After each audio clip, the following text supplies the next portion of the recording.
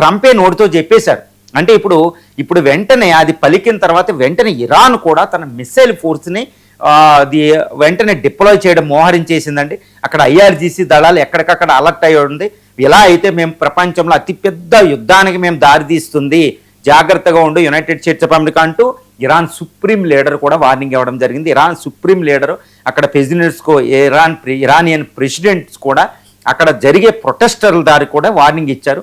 ఈ supreme leader ఆయతుల్లా Ali ఖైమనీ అయితే ఇరాన్లో జరిగేది ఎంతటి దారుణం అంటే ప్రొటెస్ట్లు, అంటే ఇక్కడ ఇన్ఫ్లేషన్ ద్రవ్యోల్బలం ఉంది, ప్రైస్ రైజ్ అయింది, ఫుడ్ స్కేర్సిటీ ఉంది, కరెన్సీ పడిపోయింది 14 లక్షలకి ఉన్న ఇరాన్ రియల్కి. ఇది నిజమే, వాస్తవమే. దీనికోసం పీపుల్ రోడ్డు మీదకి వచ్చి ప్రొటెస్ట్ చేయొచ్చు, కానీ ప్రొటెస్ట్ చేసేవాళ్ళ కోసం కాదు నేను మాట్లాడేది. అది తప్పే, న్యాయమే ప్రజలది. కానీ ప్రొటెస్ట్దారులు వెనకాల ఇంకొకళ్ళు ఉన్నారు. వీళ్ళు అమెరికన్ ప్రేరేపిత ఒకలాంటి ఉగ్రవాదులు. వీళ్ళు ఏంటంటే ఇరాన్ డిస్ట్రాయ్ చేయడమే.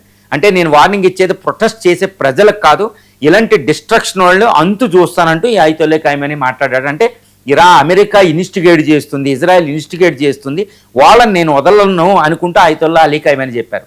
మరి అమెరికా ఆయతుల్లా అలీ ఖైమనీ అంతానికి ప్రయత్నం చేస్తుందంటే తప్పకుండా చేస్తుంది అని చెప్పొచ్చండి. ఎందుకంటే రీసెంట్గా ఇజ్రాయలీ